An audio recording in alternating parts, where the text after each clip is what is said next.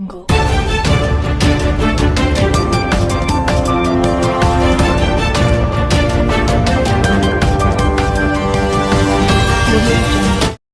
Times of Gujarat ન્યૂઝમાં આપનું હાર્દિક સ્વાગત છે. વાત કરીશું આજના મુખ્ય સમાચારની.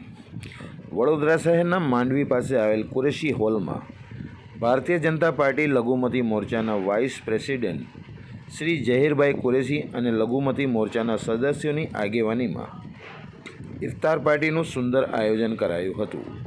ત્યારબાદ ડિનર પણ રાખવામાં આવ્યું હતું. આ પ્રસંગે હિન્દુ મુસ્લિમ કોમી એકતાનો માહોલ જોવા મળ્યો હતો. ઝોરાવર પીર દરગાહના સજ્જાદે નસીન સજ્જાદ બાવાએ ખાસ દુઆ ગુજારી હતી. આ કાર્યક્રમમાં બહારથી આવનાર દરેક મહેમાનોનું ઝહીરભાઈ કુરેશીએ સ્વાગત કર્યું હતું.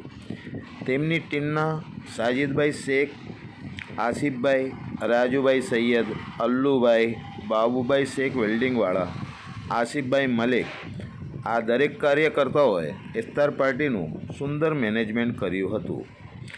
અંતમાં ઝહીરભાઈ કુરેશી દ્વારા મીડિયા સમક્ષ ખાસ જાણકારી આપી હતી કે અમારા દેશમાં ભાઈચારો હંમેશા બની રહે અને આવનારા દરેક તહેવારો શાંતિથી ઉજવાય અને વડોદરાનું નામ સમગ્ર દેશમાં ઊંચું રહે અને ભારત દેશનું નામ પણ હંમેશા ઊંચું રહે. આવનાર દરેક મહેમાનોનો ખાસ આભાર વ્યક્ત કર્યો હતો. Report Nisar Saiyed, cameraman Parvez Shaikh, Vadodara, Gujarat.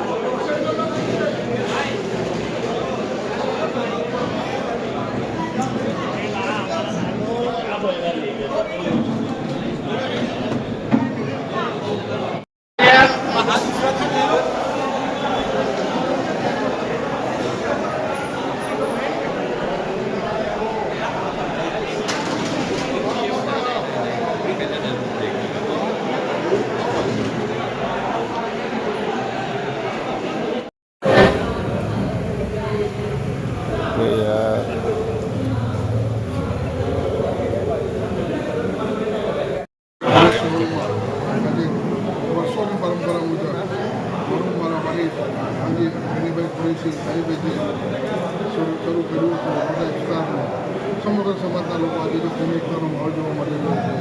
આજે અમારા કાર્યક્રમમાં અમારા તારીખ હજરત અમારા સિદ્ધુ ભવન સાહેબ, સજ્જાદ નસીર,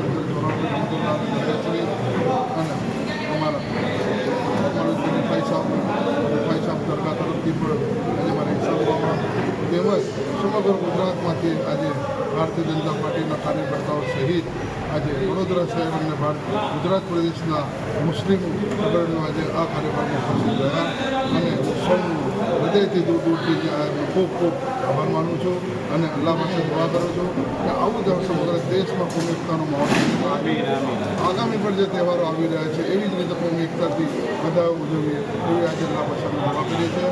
અને હું મારા બાબા સાહેબનું અને સમગ્ર અમારા મુસ્લિમ સમાજનું અને સમગ્ર સમાજનું આજે હૃદયથી ખૂબ ખૂબ આભાર માનું છું. If you like this video, then like, share and subscribe to Mirror Now.